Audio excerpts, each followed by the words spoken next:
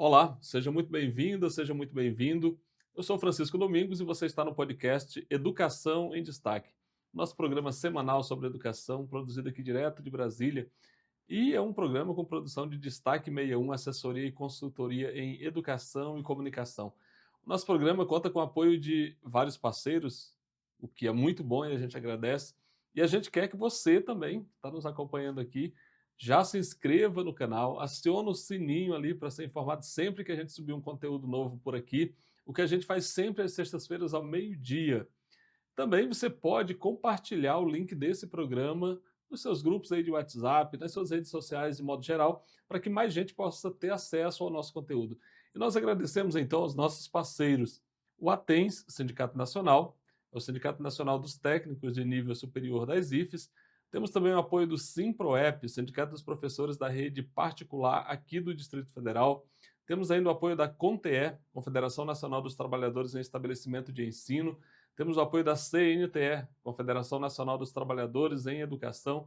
Temos também o apoio do PROIFES Federação, Federação de Sindicato de Professores e Professoras de Instituições Federais de Ensino Superior e de Ensino Básico, Técnico e Tecnológico. Temos ainda o apoio do SimproDF, é isso aí, SimproDF é um parceiro nosso aqui do Educação em Destaque. Também temos o apoio da Clínica Saberes Neuropsico.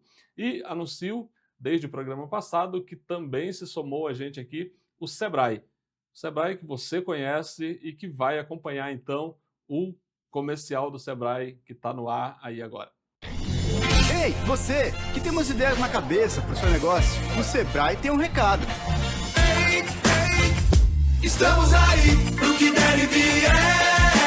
Ei, ei, estamos aí pro que der e vier. Estamos aí pelo site, pelo app, pelo zap, pelo 0800 e estamos aí também pessoalmente. Se quiser trocar umas ideias sobre o seu negócio, conte com a gente. Precisou? Estamos aí pro que der e vier. Sebrae.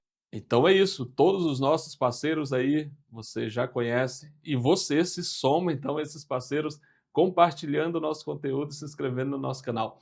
E no programa de hoje nós vamos conversar com uma diretora do SimproDF, é a Ana Cristina. A Ana Cristina integra uma direção ali, uma secretaria que trata da questão da diversidade de gênero e também da questão racial, que é uma questão que vem ganhando corpo aí nas discussões, porque o problema não é de hoje, o problema é antigo e a gente vai tratar desse assunto. Ana Cristina é uma baiana que mora aqui no Distrito Federal desde 1999, formada em Sociologia pela Universidade da Bahia, Universidade Federal da Bahia, a UFBA, e que está aqui no Distrito Federal, é professora da Secretaria de Educação do DF, integra então a direção do Simpro e está aqui conosco para essa conversa. Ana, seja muito bem-vinda, muito obrigado pela presença. Muito obrigada. É um prazer, né, estar aqui representando, né, o Sindicato dos Professores das Escolas Públicas do Distrito Federal. Ana, então a gente começa sempre pedindo ao nosso convidado que ele preste uma homenagem, ele ou ela preste uma homenagem aos nossos professores da educação básica. Aí a gente lembra aquele quadro que a gente usava lá, né, nos nossos primeiros anos escolar, a nossa lembrança escolar, aquele quadro que tinha ali o nome da escola, o nome do nosso professor, aparecia um logo ao lado, a bandeira do Brasil ali no fundo. É desse quadro que eu estou falando. Então eu gostaria que você falasse para a gente sobre a sua primeira escola, seu primeiro professor, primeira professora, como é que foi essa experiência para você? Então, Francisco, como você falou, eu sou baiana, né? Eu sou natural de uma cidade chamada Uibaí, na Bahia, né? Então, nessa cidade, a minha primeira escola foi a escola Luiz Eduardo Magalhães, que a gente chamava de Grupo Escolar Luiz Eduardo Magalhães, e a minha professora, a professora Evanice, que não sei por que a gente chama ela de Bola. Ela não, não, não era gorda, mas enfim, eu preciso até pesquisar, né, o porquê. Então, uma professora que eu estudei com ela do primeiro, a gente é da primeira à quarta série, né? Então, foi o período da primeira à quarta série. Depois do quinto, oitavo ano, a quinta, oitava série, né? Eu estudei num colégio, né? Que era um colégio meio particular, assim, embora seja uma mensalidade fosse bem pequena, chamada Instituto, que teve também um diretor que ele fez muita diferença, chamado professor Tonico, né? Já é falecido, mas assim, um educador que até criou o hino da nossa cidade. E depois eu fiz o ensino médio lá mesmo, numa escola, né, SENEC, né, Confederação Nacional das Escolas Senecistas, né.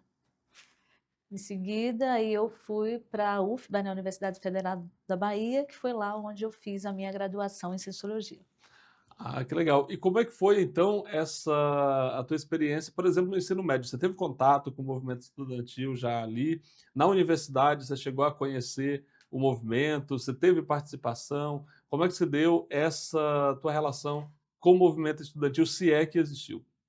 Olha, o movimento estudantil em si, naquele período não tinha assim, muita organização na minha cidade, né, nem na escola a qual eu estudava, né. Tinha o movimento popular e tinha o partido político, né. Então, eu me lembro, né, quando eu era criança, né, o MDB da Arena, né, na cidade, os movimentos, aí tem os familiares, cidade pequena, né, todo mundo, né, enfim, participa de tudo ali, né, e sempre, né, tive a relação com o MDB, né. E ali no movimento, na escola, né, se a gente não teve essa organização, não foi um ensino médio muito legal, porque naquele período, assim como hoje, né, a questão de acabar com a formação geral básica, né, e eu cheguei num período que só tinha ou contábeis ou magistério. E eu fiquei, né, como, falei: "Caramba, mas eu queria fazer direito e eu queria fazer formação geral", assim, não que eu não quisesse ser professora, mas eu pensava, né, outra coisa. E aí eu fiz o magistério, né, fiz estágio inclusive, né, com uma professora muito querida chamada professora Maronilda, e assim, mas eu fui realmente participar mais do movimento quando eu fui para a universidade e eu morei, como meus pais não tinham condição financeira, em Salvador, a universidade ela tem moradias estudantis. Então, primeiro eu fui para a moradia estudantil da minha cidade, né, nós saíamos da cidade e íamos para a nossa moradia estudantil, que chamava CEL, Casa dos Estudantes de Ibaí, em Salvador. Depois que eu passei na universidade, que aí fiz o pré-vestibular, né, depois passei na UFBA e lá também tive que morar numa residência universitária. E assim, uma experiência muito rica, né, era ficava no Canela, uma moradia estudantil com uns casarões antigos adaptados, onde a gente tinha 23 mulheres morando juntas. Quartos que a gente tinha de 6, 8, 10 até 14 mulheres morando juntas. Então, é uma vivência coletiva, né, muito rica, e foi ali, né, coordenando, né, a a direção da casa, né, que a gente elegia, né, tinha a direção da casa, aí eu participei, tanto, a nível nacional também, participando, né, da Federação Nacional de Moradias Estudantis, e também começando a participar do como é que se não é eu não cheguei a participar do centro acadêmico, mas participei da ai, como é que eu estou aqui me esquecendo, onde os estudantes participam, não é a Uni, não, não cheguei a participar da Uni, mas assim, tive uma relação muito próxima, mas mais por conta da direção das moradias estudantis. Tá, e aí, então, na UFBA você optou por fazer sociologia.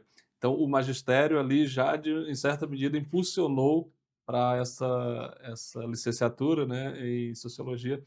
Eh, aí a intenção já para você já era clara que você queria ser professora ou queria entender mais a sociedade? Foi por conta do sucesso dos sociólogos famosos da época, né, Florestan Fernandes, Fernando Henrique Cardoso? Em que medida isso impulsionou essa escolha? Então, assim, embora, né, a educação sempre fez parte, era uma coisa que eu acho que é importante, né, e assim, na minha cidade, assim, a gente sempre lutou, então as moradias estudantis, sair de lá, tem uma outra perspectiva, né, por a condição econômica, mas inicialmente eu tinha pensado em fazer direito, né, mas como a minha formação geral não tinha sido, eu acabei não conseguindo passar, fiz primeiro para direito, e a minha segunda opção, né, foi ciências sociais, que aí fiz sociologia. Mas assim, para mim, se não tivesse o direito, que era para fazer a defesa das pessoas, né, mais pobres, poder lutar, né, de alguma forma para defender, e a sociologia era para entender realmente a sociedade, em que forma a gente poderia mudar a realidade a qual as pessoas, né, de onde eu vim, de onde eu faço parte, né, mudar essa realidade, né? Fazer com que a sociedade, os movimentos sociais tivessem mais força, poder, né, lutar por políticas públicas que pudesse estar fazendo com que a gente tornasse, né, a vida, né, do povo menos desigual, né? Salvador é uma cidade incrível, você que está nos acompanhando certamente já teve a oportunidade de ir a Salvador e, enfim, é uma cidade onde tem uma atividade, uma vida cultural muito intensa e tudo. Então, como é que foi para você deixar Salvador, né, e de repente vir para Brasília? O que que te motivou a deixar a capital do teu estado e vir morar em Brasília? Pois é, a escolha pela disciplina sociologia, e aí a gente entende que como é que a gente fala que não é uma prioridade, não é uma disciplina, né, que ela já foi retirada dos bancos escolares no período da ditadura militar e que dentro, né, da escola, dentro do currículo escolar, lá em Salvador, por exemplo, a gente só tinha sociologia em uma série. Por exemplo, ou você tinha, né, sociologia em um ano, filosofia em um, então você não tinha nos 3 anos, né, do ensino médio. E aqui em Brasília já tinha sociologia no primeiro, segundo e terceiro ano do ensino médio.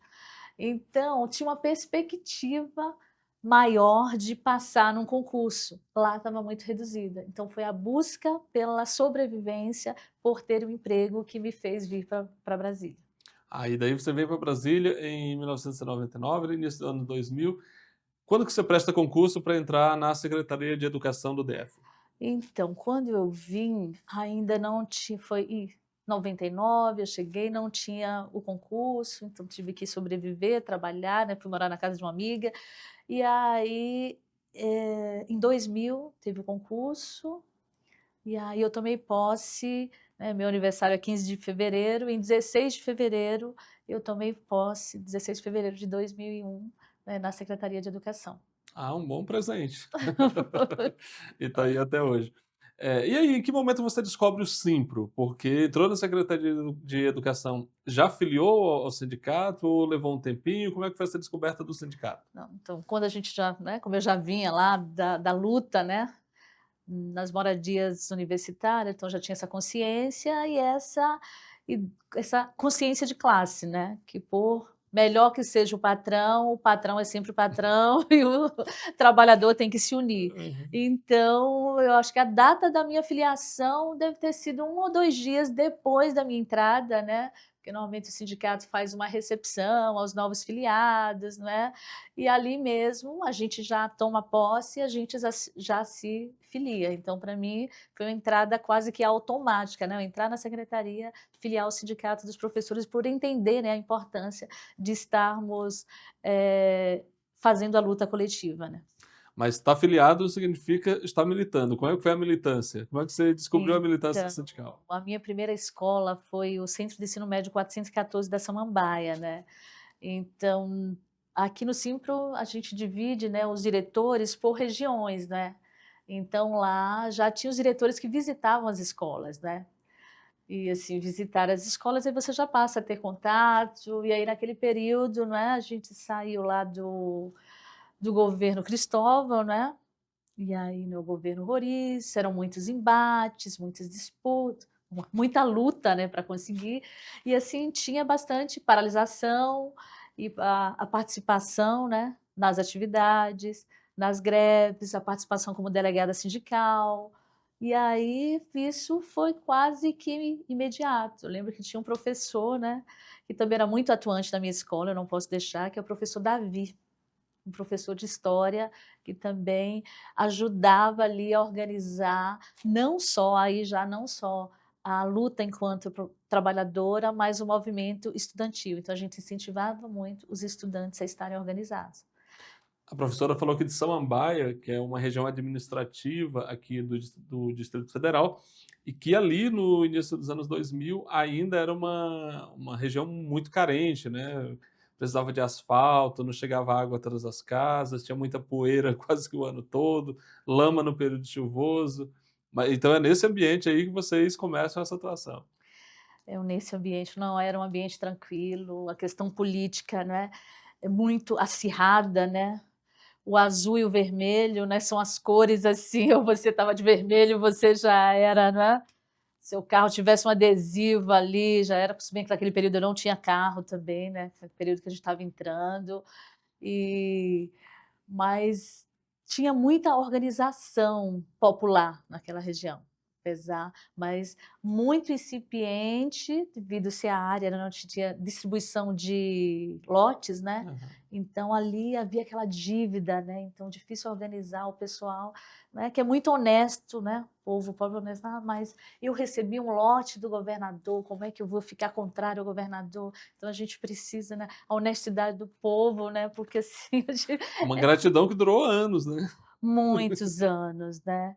E assim, a gente tinha, né, a secretária da educação, Eurídice Brito, né, então a luta foi muito dura durante muitos anos, mas o sindicato sempre teve um papel muito importante nesse processo e foi por isso que a gente conseguiu ter muitas conquistas. Então assim, o Sindicato dos Professores das Escolas Públicas do Distrito Federal, ao qual nós já fomos, né, um dos melhores salários do país, né, então quando eu vim para cá era uma referência, né, ser professora do Distrito Federal.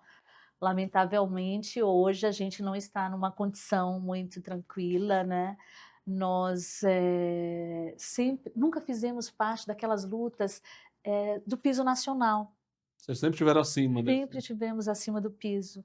E recentemente nosso salário, o vencimento básico da Secretaria de Educação chegou a ficar abaixo do piso, né. Então, a gente está num momento de muito retrocesso, né, acho que na educação do país como um todo, né, mas o Distrito Federal como referência, nós deixamos de ser essa referência em termos salariais.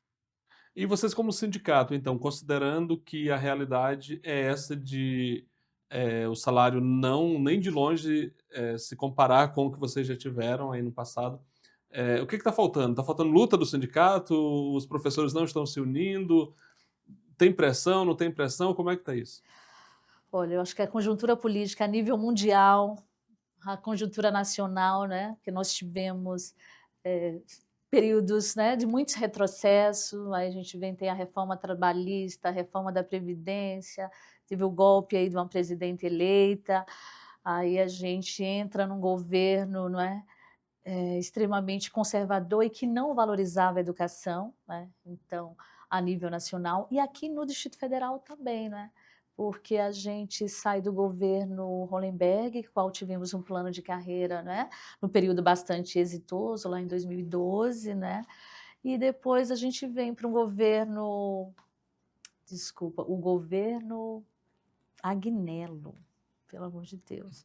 O governo Hollenberg foi um dos governos mais difíceis depois dos governos da direita, porque foi nesse governo o qual a gente teve muita luta e não teve nenhum ganho, pessoal, só tivemos perda. Inclusive, a quinta e última parcela do plano de carreira, né, que era para ser paga em setembro de 2015, o governador Hollenberg, nós fizemos greve para tentar manter direitos que vinham lá da greve de 2012, o qual o governo Hollenberg não ele não pagou, né. Então, para mim, foi um dos governos mais complicados que nós tivemos, foi do governo Hollenberg. Aí a gente vem, né, para o governo ibanês, que prometeu que o professor iria valorizar o professor, que o professor deveria ganhar igual ao juiz. Então, essas perdas que vêm lá do Hollenberg, do governo ibanês, o qual, né, nós tivemos muita luta e que a gente não, assim, os avanços foram muito poucos. Mas eu acho que falta também, né, nessa costura capitalista, individualista, que você tem que lutar você sozinho, né, como o empreendedorismo, você então, a gente teve tantas conquistas num governo desde 2003 e as pessoas não atribuíam essas conquistas a um governo que tinha políticas públicas para o povo. Acho que nós não conseguimos apropriar, né, olha, transmitir, comunicar de uma forma correta para que o povo reconhecesse que aquelas políticas públicas era de um governo que tinha uma relação e se preocupavam com as desigualdades sociais. E aí essa cultura do individualismo, o pessoal achava, não, fui eu que conquistei, né? Parece que não foi uma luta coletiva. E aqui, com relação aos professores, o fato de não termos concursos públicos se agravou muito, né? Porque há uma divisão. Nós temos hoje 30% de professores efetivos e 70% de professores em regime de contratação temporária. Então, parece que são dois, numa mesma categoria, então, duas formas de contratação. E essa forma de contratação, ela enfraquece a luta, porque o professor em regime de contratação temporária, de forma frágil, ele a qualquer momento há uma pressão por parte das gestões das escolas, você não pode fazer greve, você tem que ser avaliado, você tem que tirar uma nota, e tudo isso contribui para a desmobilização, né, do movimento sindical. Mas eu acho que a gente ainda precisa, né, apesar da organização que a gente tem feito, da formação sindical, agora a gente tem feito formação por local de trabalho, temos ido à escola, eu acho que essa é uma das maiores, um dos pontos mais importantes que nós, enquanto sindicatos professores do DF, estamos tendo, além da formação que a gente tem para educação antirracista, formação de educação para a diversidade, mas a formação sindical, porque nesse momento que todos estão ali, a gente faz essa reflexão sobre a importância dessa luta coletiva. E a gente aponta tudo, né? Fazemos uma análise histórica de todas as conquistas que nós tivemos e onde nós estamos hoje. Você trouxe um dado aqui alarmante, eu diria. Hoje, 70% dos professores da rede pública do Distrito Federal são contratados temporariamente, essa relação precária de trabalho, e só 30% tem a relação de contrato efetivo, concursado? Exatamente. Então, a nível nacional, né, tem muitos estados que também estão nessa situação, né? Então, o último concurso que nós tivemos, né, que ele foi um concurso que inicialmente foi para 776 vagas, né, as vagas imediatas, e 3.200 para cadastro reserva. Só que a gente estava com quase 17 mil professores em regime de contratação temporária. Então, hoje a gente está com aproximadamente chegando a 15 mil professores. A gente espera que nos próximos dias tenha as vagas tornadas sem efeito, que são as 600 vagas, que possam ser chamadas, mas a gente, no última greve, né, um dos pontos da suspensão da greve é a realização de novo concurso. Mas antes dessa realização, a gente tem também um grande número de professores que passaram dentro, né, com uma nota de corte e que só não foram chamados porque não tem vagas, né? Então, a nossa luta é para que todos esses professores que foram aprovados, que eles sejam chamados. Não tem professores que já estão aí há 10, 15, 20 anos trabalhando nesse regime de contratação temporária, professores extremamente capazes, professores com mestrado, doutorado, mas que estão sobre esse regime de contratação. Então, a luta pela contratação de todas as pessoas que passaram e por um novo concurso imediato para que a gente, né, realmente fortaleça a luta da nossa categoria. Professora, e no sindicato, então, a senhora está ali junto com mais duas colegas numa secretaria, né, cuidando da questão da diversidade e da questão de raça. A minha pergunta é como que esse debate é feito dentro das escolas? Por exemplo, vocês teriam um número de como que os professores se identificam? Por exemplo, quantos professores que se identificam como negros a gente tem na rede pública do Distrito Federal? E com relação à diversidade de gênero também, como é que é esse debate dentro do sindicato e como que ele chega na escola? Nossa, quando se fala esse dado aí, é importante até que a gente refletir para fazer uma pesquisa, né? Nós não tem esse dado assim. Mas com relação à educação antirracista, né, o combate ao racismo, a gente tem feito, e assim, desde lá de 2001, 2002, 2003, que a gente já faz, né, a implantação da Lei 10.639 de 2003, né, que é a implantação o estudo e cultura afro-brasileira e africana dentro das escolas, em todas as escolas públicas e particulares do DF, né? Então, de 2003, então já tem mais de 20 anos, né, da implantação da lei. Depois veio a 11.645 de 2008, né, que aí inclui educação afro-brasileira, africana e indígena. E aí, mas a gente ainda tem hoje muitas dificuldades, né? Então, como nós viemos desse período de bastante retrocesso, né, retrocesso, inclusive, da Secretaria Nacional, acabou-se com a Secretaria Nacional de Igualdade Social, né, com o Ministério, e aqui no DF também, né, acabou com a Secretaria de Combate ao Racismo, Mas nas escolas, o que a gente percebe ainda é menos tenso a gente tratar da questão de combate ao racismo do que para a educação para a diversidade sexual e de gênero, né? Mas a luta, nós temos formação, inclusive nós temos agora um caderno antirracista que foi elaborado por 3 colegas nossos, professores, que é uma sugestão de atividades, e a gente faz formações nas escolas, a gente tem feito lá no Simpro todos os anos, porque a gente fala, a gente não quer ir à escola só em novembro, né? Porque parece que as escolas, não, a gente quer fazer debate, o currículo escolar, eu trouxe até aqui, então o currículo de educação, o currículo em movimento da educação básica, nesse currículo aqui está previsto que não é que a gente, não é que eu quero, não é uma coisa dos professores que têm afinidade com a temática, porque eu quero, né, tratar dessa temática, é obrigação. Todas as escolas, todos os professores, faz parte do seu arcabouço teórico ali, e ele é transversal, não é só as disciplinas de humanas, então todas as disciplinas devem trabalhar a educação para a diversidade. Então, assim, mas mesmo assim, ainda há uma resistência, a gente tem que discutir para que todos os projetos políticos pedagógicos estejam inseridos, né, educação antirracista. Mas mesmo assim, os estudantes, as estudantes negras e negros sofrem muita discriminação e preconceito dentro da sala de aula. E para completar, né, nós tivemos, né, o período, e ainda temos, das escolas militarizadas. As escolas militarizadas ferem de morte a gestão democrática e elas também ferem o protagonismo dos nossos meninos e meninas negras, dos nossos estudantes das escolas. Nós lutamos tanto, né, pelo empoderamento, pelo cabelo black, né? E as meninas, elas têm que fazer o coque, né?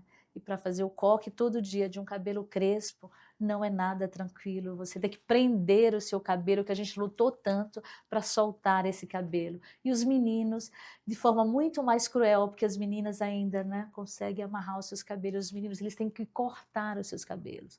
Então, já tive alunos que vêm chorando, dizendo que amava aquela escola, mas que ele teria que sair da escola, porque ou ele ficava na escola e cortava o cabelo, ou ele, né, teria que sair da escola. E são os nossos estudantes, meninos e meninas negras, que mais precisam da escola pública, e essa escola pública, em nome da falsa segurança, e aí vários, inclusive colegas nossos, e a sociedade comprou isso, porque venderam essa imagem que seria uma escola segura, uma escola com mais recursos, e na verdade isso não aconteceu, né? Então, nós, professores, também estamos sofrendo dentro das escolas militarizadas. Nós tivemos uma escola, na escola militarizada da Estrutural, o qual foi realizado um trabalho, um belíssimo trabalho de educação antirracista, inclusive fizeram análise, né, os estudantes da charge, né, do Latuf, e que os policiais, não é, falaram que aquilo lá estava atingindo, né, e que o projeto ele foi interrompido, a vice-diretora foi exonerada e os professores foram calados dentro da escola. Então, assim, é muito cruel a forma como ainda hoje é tratada a questão da educação antirracista. E com relação a essa escola da Estrutural, nesse período, os meninos retratavam a vivência deles. Como é que no dia a dia, né, eles são tratados pela segurança pública do Distrito Federal.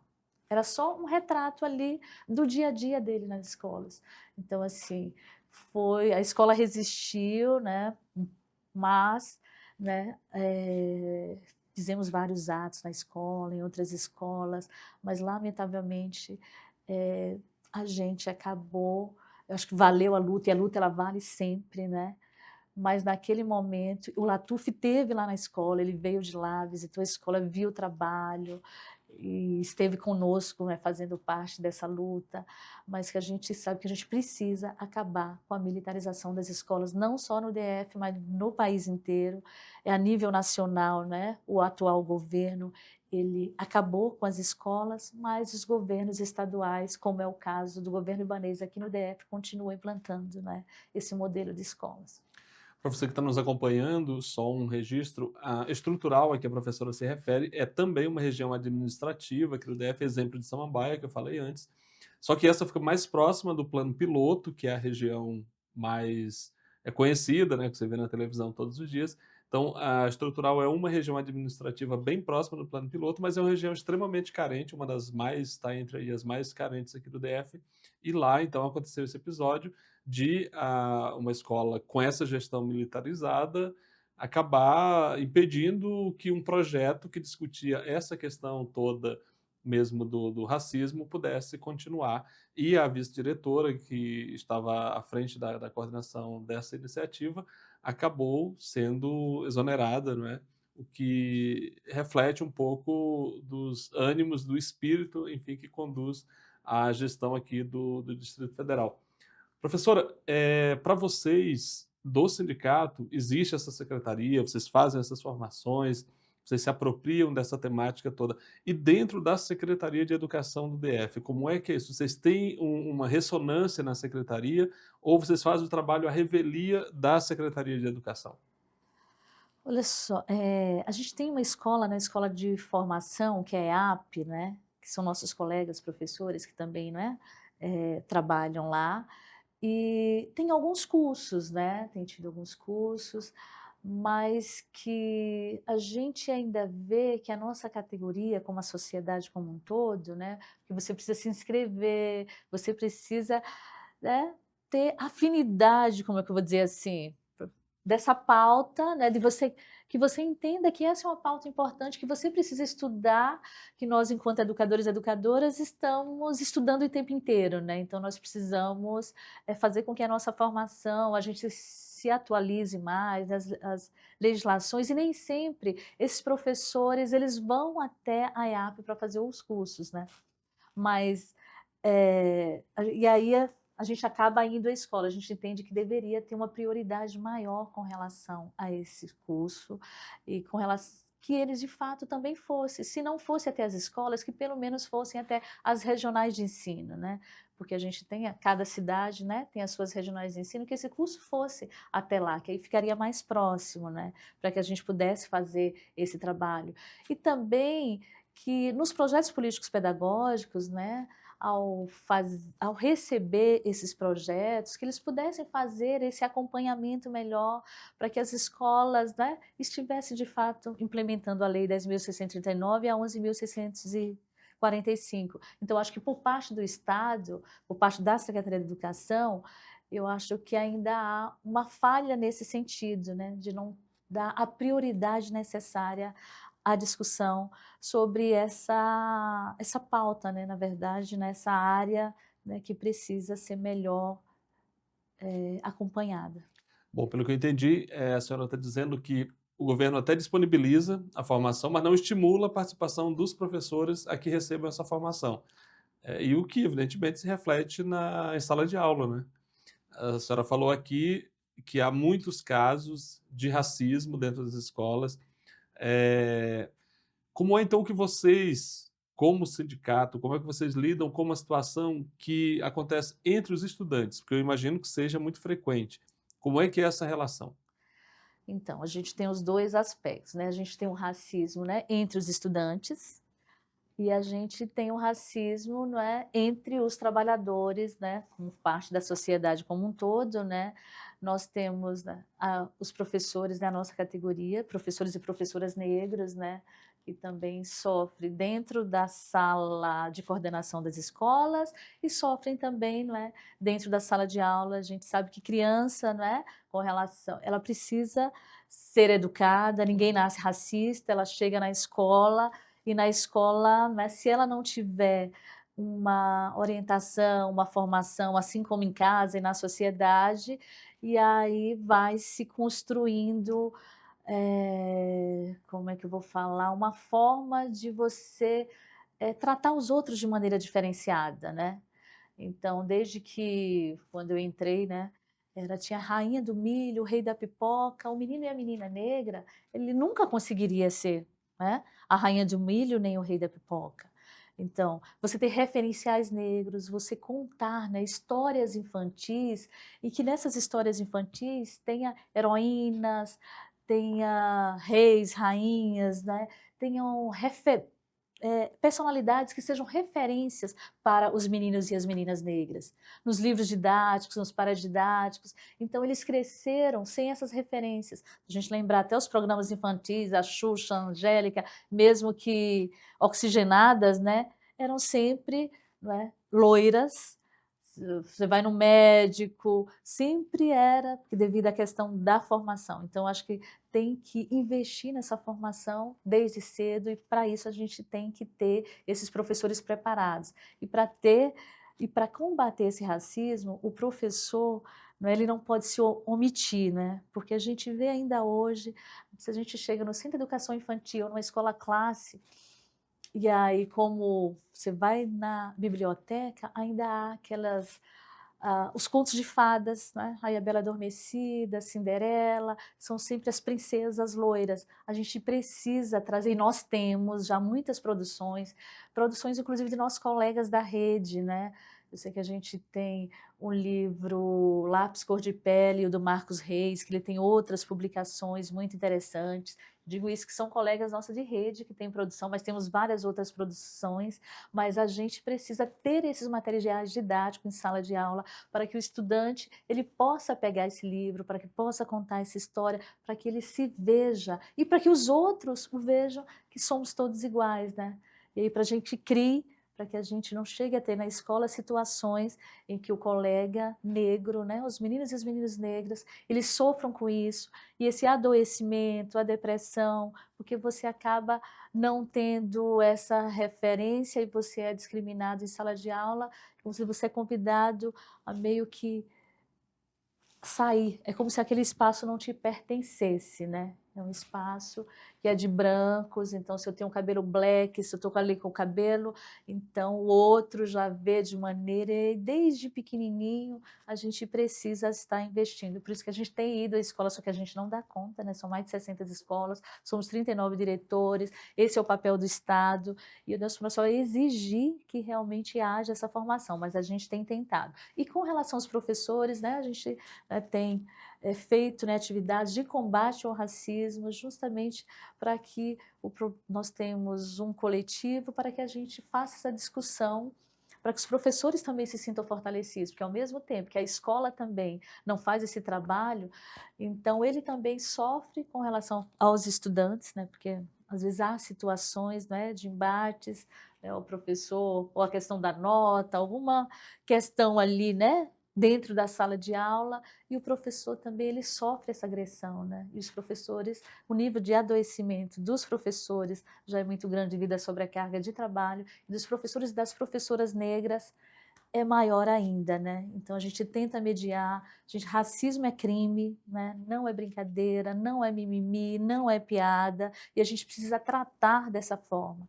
E basta de racismo no trabalho e na vida, né? Então a gente falou aqui até agora sobre a questão do racismo e a gente já tem elementos aqui que levam a uma reflexão profunda.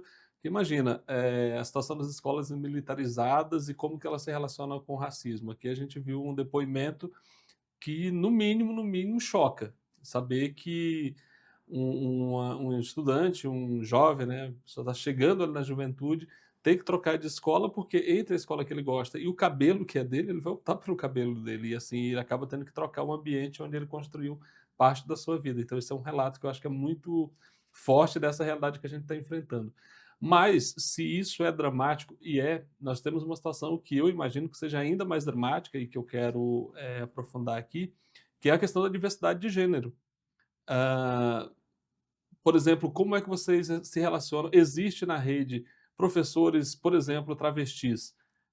Como é que essas profissionais são tratadas no ambiente da escola, seja pelo Estado, seja pelos colegas, seja pelos pais das crianças que estudam com essas professoras? Eu estou partindo do pressuposto que exista, e aí eu gostaria de um comentário seu sobre se existe e como que é essa relação. Então, Francisco, como na sociedade como um todo, né, a escola, né, então, os trabalhadores e trabalhadoras LGBTQIAPN+, então, se a questão de racismo, da injúria racial, do preconceito existe, né, e é difícil, é mais difícil ainda para os trabalhadores e trabalhadoras LGBTQIAPN+, é difícil para os estudantes, né, LGBTQIAPN+. A escola é um lugar de dor, de sofrimento e de terror, muitas vezes, né, para as pessoas LGBTQIAPN+. Então, assim, já houve muita luta, nós já avançamos muito, mas ainda há muito a ser feito. Os estudantes, eles sofrem, e aí muitas vezes, ou na grande maioria das vezes, até que ele tem uma consciência, porque você precisa se esconder de ser, né, que você não pode expressar, quem você é, porque você tem que estar escondendo o tempo inteiro. Porque, assim, você nunca teve que dizer, Francisco, quando foi que você assumiu heterossexual? Né? A gente não faz essa pergunta, né? Diz, a gente é o que é, né? Enfim, é o que você se identifica. E aí, com as pessoas LGBTQIAPN+, e aí desde os estudantes, e agora a gente tem muitas situações de meninos na educação infantil, com 5 anos, e aí esses estudantes, as famílias, né, porque você já como que os alunos começam, a aluna começa a ter determinado comportamento, e desde ali ele já começa a sofrer, né? Se ele quer levar para a escola, né, tem o dia do brinquedo, né? Sexta-feira normalmente é o dia do brinquedo. Se um menino quer levar uma boneca, ou se uma menina quer levar o carrinho, então aquilo ali já é questão como se o brinquedo, né, a gente precisa educar, existe brinquedos, existe cores, né? Não tem brinquedo de menina, a menina, né, pode brincar de carrinho porque ela quer dirigir quando ela for adulta, o menino pode brincar de boneca porque ele pode querer ser pai ou não, né, como a menina pode querer, né, quando crescer. Então já começa esse sofrimento desde cedo. E que muitas vezes isso não quer dizer nada, né? Um menino, criança que quer brincar. Mas esse sofrimento já começa ali. E a gente tem crianças, né? A gente tem recebido nas escolas crianças trans. E as famílias, não é fácil para as famílias, porque ela ter um filho ou uma filha, né? E aí está nessa descoberta pela sexualidade que você já está ali se colocando, como tem até uma, esqueci, Minha Criança Trans, quando ela coloca que o seu filho de 3 anos de idade diz que ele queria morrer para nascer menina. O menino queria morrer para nascer menina. Minha mãe disse, não, não morra não, a gente vai dar um jeito. Então, assim, são situações que a gente, em sala de aula, e para os professores, né? E aí, como a gente formar esses professores para ele receber esses estudantes, né? Porque ele sempre fala, nós não tivemos formação, nós não estamos prontos, mas para outras áreas, né? A gente está buscando essa formação o tempo inteiro. E por que não para essa questão da inclusão? Porque a gente fala, é tão bonito, escola inclusiva, né? Mas para incluir a quem, né? Você não é a inclusão de todos, né? E aí quando a criança consegue, né, terminar ali, não é, os anos iniciais, chegar no ensino médio, eu como professora de sociologia sou do ensino médio, já são poucos os estudantes. Eu conto de dedos. Acho que eu tive 3 alunas travestis, eu vou fazer 24 anos de secretaria. Então, assim, a escola expulsa os estudantes, né? Porque se você é gay, se você é lésbica, né? Você ainda tem uma passabilidade ali. Por exemplo, eu posso ser lésbica, mas eu tenho uma passabilidade ali. Mas se você é travesti, transexual e transgênero, então o teu corpo já chega ali e ele já diz quem você é. E a escola diz, como a sociedade, que este corpo não deve ser aceito como os outros corpos dentro da escola. Então, esses estudantes sofrem muito.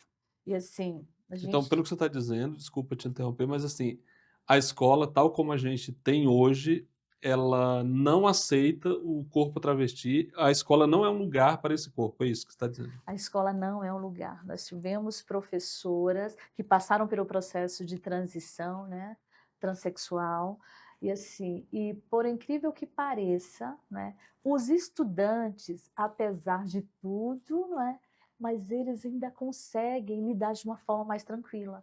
Eu convivi com uma professora, que ela era professora do ensino fundamental e ela tinha lá os seus alunos. Quando ela foi para o ensino médio, ela já tinha passado pela transição, ela já recebeu os meninos lá. Então, os meninos respeitavam a questão do nome social, porque ele tinha um nome masculino e depois passou a ter um nome feminino. Então, assim, eu acho que nós, enquanto educadores e professores, né, precisam, além da formação, ter uma consciência para que nós tenhamos o respeito, né, às diferenças e o respeito ao outro, né?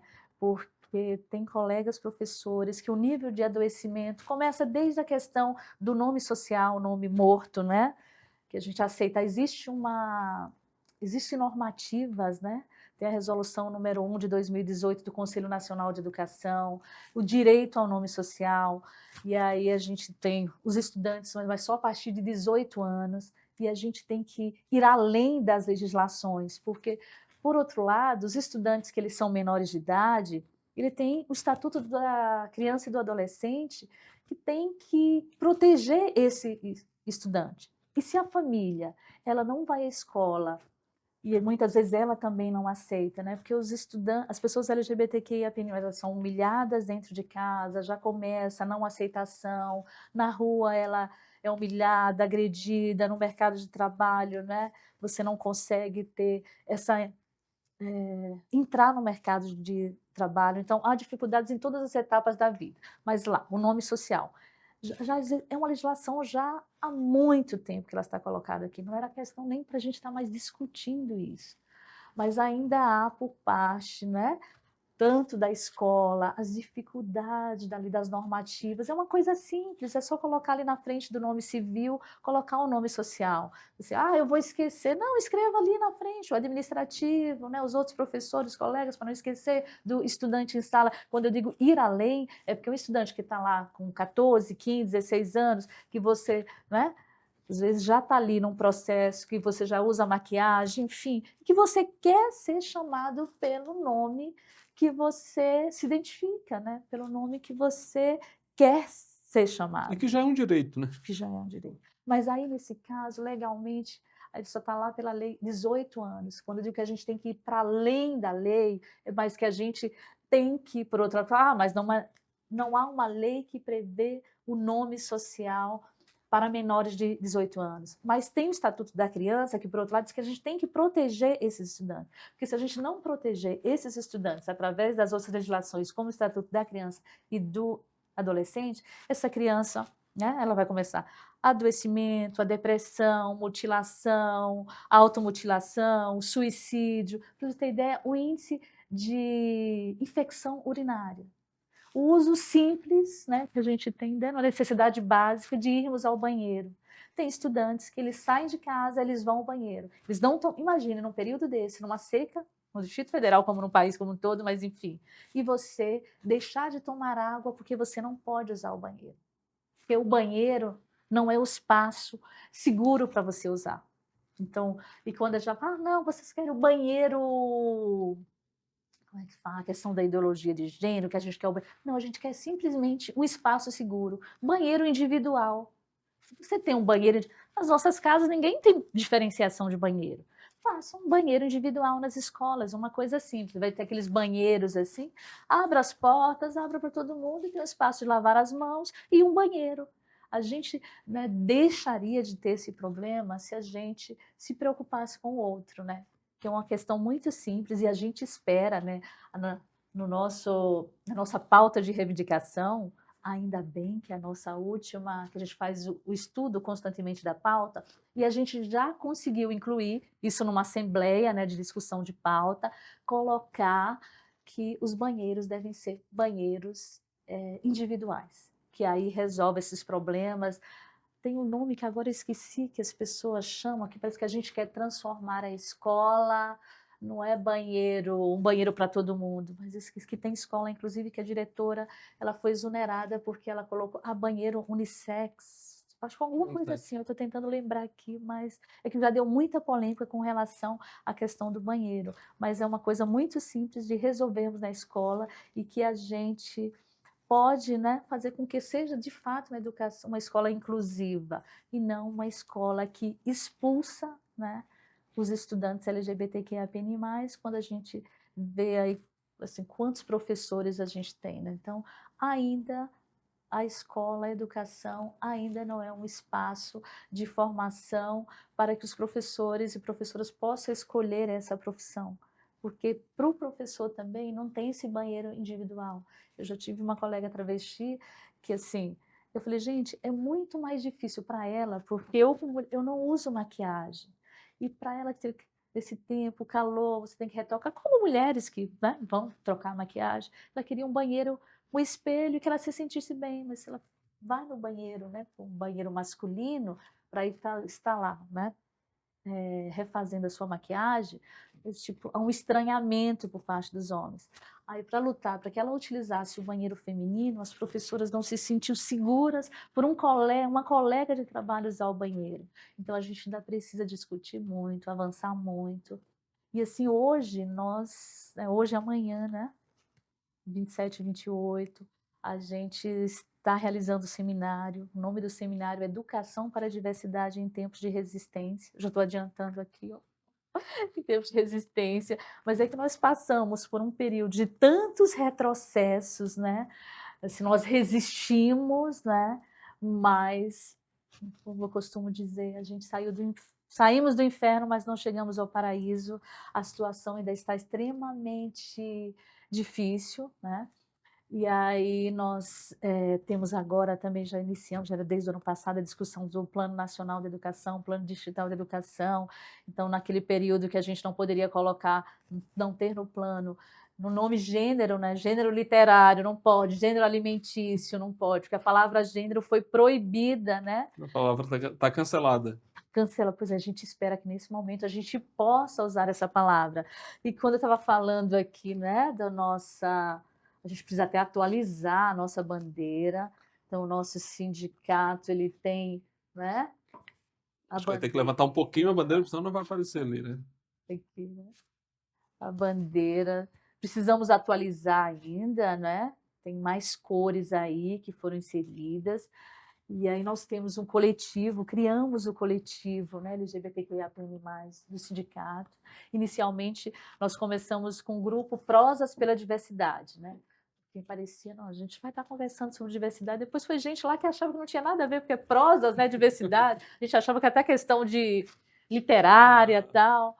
E teve gente que saiu, né? Mas aí depois a gente conseguimos avançar.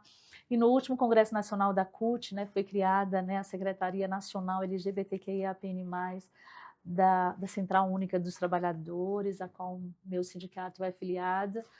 E aí a gente quer que todas as CUTs, né, no caso a CUT-DF aqui, para que a gente no próximo processo eleitoral, para que haja também, né, a secretaria. Existe um coletivo LGBTQIAPN+, da CUT, mas são poucos os sindicatos aqui no DF que tem, acho que só nós do Simpro e os bancários.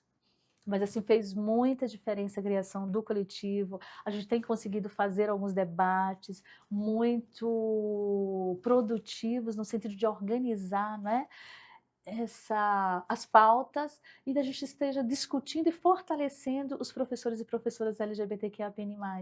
Porque a gente tem que se fortalecer nesses locais ali, que a gente vai, chora, discute e encaminha, né? E aí a gente agora... Quer dizer, o Congresso Nacional, a gente fala, a cada legislatura a gente fala, é o Congresso mais conservador, né? Eu não sei quando a gente vai ter uma Sempre retrocedendo, né? Ana, então assim, ó, tem muitas questões ainda que a gente precisa tratar. Esse programa ele foi muito esclarecedor, na minha opinião. Ele tem muitas questões que você levantou que não tem como não levar a que a gente reflita sobre essas questões. Infelizmente, a gente está encerrando aqui, mas com o compromisso de que você vai voltar aqui numa outra oportunidade para que a gente explore mais essas questões todas, inclusive com as pautas que vocês estão conduzindo, como que isso vai ser recebido, seja pelo governo aqui do DF, seja na ampliação dessas questões, desses debates em outros espaços. E agora, para encerrar mesmo, eu gostaria que você deixasse uma dica. Como a Ana falou, nós estamos gravando aqui no dia 27, sexta-feira, dia 27 de setembro, e está acontecendo um evento aqui do Simpro. Então, ela vai deixar aqui para gente uma dica para que você que está nos acompanhando aproveite nesse final de semana, relacionado inclusive a essa temática que nós discutimos aqui no programa todo. Então, qual a sua dica?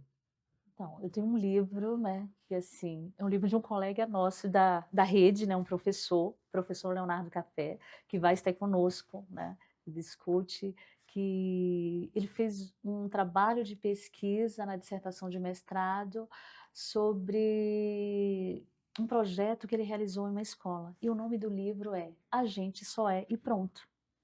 É uma pena não ter trazido o livro, né? Mas assim, o livro está na Amazon, então assim, e a gente pode, né, ver lá no Simpro também, enfim, ele vai estar com a gente, então é muito importante porque os estudantes falaram, a gente só é e pronto. E um filme que eu acho muito simples, mas assim, que ele traz uma mensagem, que é o filme Hoje Eu Quero Voltar Sozinho para Casa, né? E aí a questão da deficiência física com questão sexual, então o filme que eu deixo aí, né, como sugestão para as pessoas que quiserem estar, né, conhecendo mais, principalmente, né, a pauta, não que a pauta da educação antirracista não seja uma pauta importante, a nossa secretaria, né, trata das duas pautas, mas essa pauta da educação LGBTQIA+, ela a gente precisa ter uma sensibilidade maior devido aos ataques que a gente tem tido. Então, um convite que eu faço a todo mundo, que a gente precisa, né, respeitar mais os outros e os direitos dos outros, né? Que a gente possa construir uma sociedade mais igualitária e um outro mundo possível. Muito obrigado pela sua presença aqui no nosso programa. E a você que nos acompanhou até agora, muito obrigado também. Faz aquilo que eu te pedi lá no começo. Compartilhe o link desse programa nas suas redes sociais.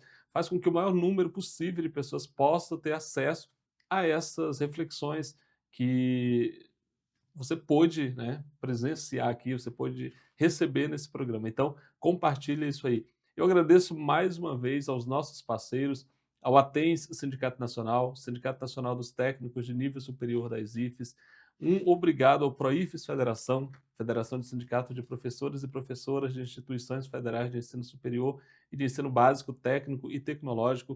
Um agradecimento também à CNTE, Confederação Nacional dos Trabalhadores em Educação, um agradecimento aos professores, à direção do Simpro-DF, sindicato ao qual faz parte a nossa convidada de hoje, Simpro, que é o Sindicato dos Professores da Rede Pública aqui do Distrito Federal, também os professores do Simproep, Sindicato dos Professores da Rede Particular aqui do DF, um agradecimento ainda à CONTE, Confederação Nacional dos Trabalhadores em Estabelecimento de Ensino, agradecimento à Casa Saberes Neuropsico, uma clínica aqui do Distrito Federal, e o nosso agradecimento ao SEBRAE, que está conosco aí nessa empreitada aqui de levar informação de qualidade para você que nos acompanha em qualquer canto do Brasil. Muito obrigado, até a próxima semana, grande abraço.